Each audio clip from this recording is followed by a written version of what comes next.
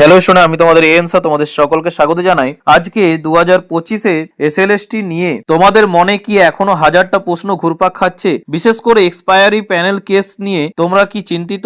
ভাবছো যারা প্যানেলে আছো বা ওয়েটিং এ আছো, ঠিক আছে, তাদের কি বাদ পড়ার সম্ভাবনা আছে? আর সব থেকে বড় প্রশ্ন যে স্কুল কাউন্সিলিং কবে থেকে শুরু হবে, ভ্যাকেন্সি লিস্ট কেন এখনো ওয়েবসাইটে এলো না?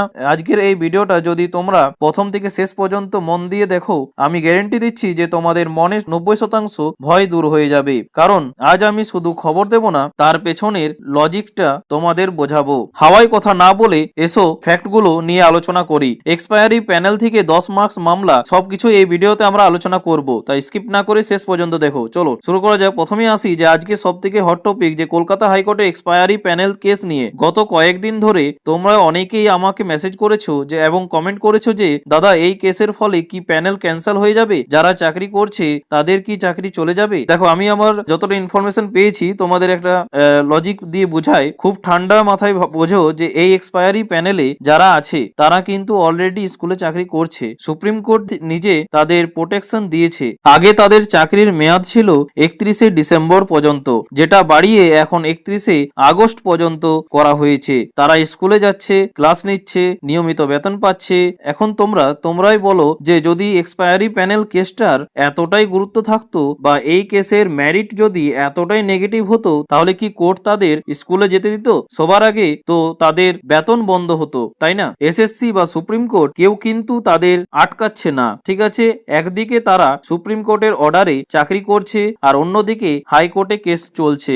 এই দুটো বিষয় কিন্তু সাংঘর্ষিক। আমার মনে হয় না যে যারা অলরেডি সার্ভিসে ঢুকে গেছে এবং স্যালারি পাচ্ছে তাদের হুট করে বাদ দেওয়া সম্ভব। তাই যারা এই কেস নিয়ে প্যানিক করছো তাদের বলছি রিল্যাক্স থাকো। লজিক বলছে যে এই কেসের গুরুত্ব খুব একটা বেশি নয় এবং এর জোরে নতুন করে কেউ বাদ পড়ার সম্ভাবনা নেই বললেই চলে। এবার আসি যে দ্বিতীয় ভয়ের কারণটা, সেটা হচ্ছে 10 মার্কস বা মার্কস ক্যান্সেল মামলা। অনেকেই ভাবছো এই মামলার জেরে যে কি পুরো প্যানেল আবার নতুন করে তৈরি হবে। দেখো বন্ধুরা, এটা কিন্তু এমন কোনো ঘটনা নয় যে পরীক্ষার পর কাউকে লুকিয়ে 20 নম্বর এক্সট্রা দিয়ে পাস করানো হয়েছে। তোমরা যখন পরীক্ষা দিয়েছিলে তখন গ্যাজেটের রুলস এবং শর্ত জেনেই পরীক্ষা দিয়েছিলে। খেলার মাঝখানেই বা শেষে বদলানো যায় না, ঠিক আছে? আর যেহেতু গ্যাজেট মেনেই পরীক্ষা হয়েছে, সমস্ত প্রসেস কমপ্লিট হয়েছে এবং সবাই শর্ত মেনেই পরীক্ষায় বসেছে, তাই এই মুহূর্তে 10 মার্কস ক্যান্সেল হওয়ার কোনো লজিক নেই। যদি এমন হতো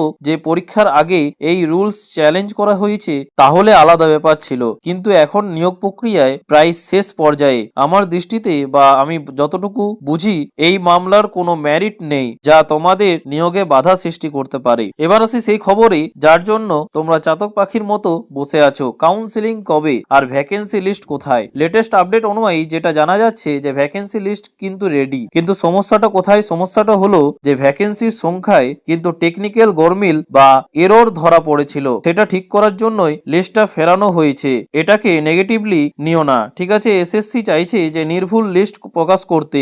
এখন প্রশ্ন হলো যে কবে পাবলিশ হবে। দেখো, ঠিক হয়ে গেলেই আজ বা কাল বা পরশু যে কোনো মুহূর্তে যে কোনো দিন এসএসসি তাদের ওয়েবসাইটে লিস্ট দিয়ে দিতে পারে। এটা নিয়ে ডেট ফিক্সড করে কেউ বলতে পারবে না, কিন্তু কাজ চলছে জোর কদমে। আর কাউন্সিলিং এর যা খবর আছে, ফেব্রুয়ারি মাসের স্কুল কাউন্সিলিং শুরু হওয়ার প্রবল সম্ভাবনা রয়েছে এবং ফেব্রুয়ারির শেষে কিন্তু সেটা কিন্তু হতে চলেছে, মানে তৃতীয় সপ্তাহের। তাই মন খারাপ করো না, প্রসেস কিন্তু থামেনি, প্রসেস চলছে। কেন দেরি হওয়াটা তোমাদের জন্য বিপদ সেটাও একটু জানিয়ে দিই। এখানে একটা খুব গুরুত্বপূর্ণ কথা তোমাদের বলি, যেটা হয়তো কেউ খেয়াল করছো না। এই যে কেস, মামলা আর দেরির চক্কর, এটা কিন্তু তোমাদের জন্যই খারাপ। কেন বলছি? দেখো, যদি কাউন্সিলিং আরো পিছিয়ে যায়, তাহলে ধরো 2 বছর লেগে গেল, তাহলে কিন্তু তোমরা যারা নতুন চাকরি পেতে চলেছো তোমরাই ভবিষ্যতে এক্সপায়ারি প্যানেল এর মেম্বার কিন্তু হয়ে যাবে। তখন তোমাদের নিয়োগ নিয়েও আবার নতুন করে মামলা হতে পারে। তাই আমরা চাই যত দ্রুত সম্ভব এই নিয়োগটা কমপ্লিট হোক। সামনেই ভোট আসছে আর 31শে আগস্টের একটা ডেডলাইন আছে। কমিশনের অপর চাপ আছে যে এই সময়ের মধ্যে নিয়োগ শেষ করার। আশা করা যায় যে ভোটের আগেই অন্তত 11-12 এর প্রসেসটা অনেকটাই কিন্তু এগিয়ে যাবে এবং 9-10 এর ভেরিফিকেশন বা নোটিশও চলে আসবে। যত দ্রুত এটা মিটবে ততই কিন্তু তোমাদের জন্য মঙ্গল। তো বন্ধুরা, সবশেষে তোমাদের এটাই বলবো যে সোশ্যাল মিডিয়ায় কে কি বলছে সেটা শুনে প্যানিক করো না। নিজেরা শিক্ষিত, ঠিক আছে, লজিক দিয়ে বিচার করো এবং যে এক হচ্ছে যারা চাকরি করছে, ঠিক আছে, তাদের বাদ পড়ার সম্ভাবনা কিন্তু নেই বললেই চলে। আর 2 হচ্ছে ভ্যাকেন্সি লিস্ট খুব কিন্তু শীঘ্রই আসছে। আর 3 হচ্ছে ফেব্রুয়ারি মাসেই বড় কোনো সুখবর তোমরা কিন্তু পেতে চলেছো। আজকের এই বিশ্লেষণটা তোমাদের কেমন লাগলো এবং তোমাদের কি মনে হয় অবশ্যই কিন্তু কমেন্ট বক্সে জানাতে ভুলবে না। আর ঠিক আছে, এই বলে আজকে এই পর্যন্তই। দেখা হচ্ছে পরের ভিডিওতে নতুন কোনো আপডেট নিয়ে। থ্যাংক ইউ, পাশে থাকবে, সুস্থ থেকো। আর যারা চ্যানেল নতুন তারা অবশ্যই চ্যানেলটিকে সাবস্ক্রাইব করে পাশে থাকবে। দেখা হচ্ছে পরের ভিডিওতে।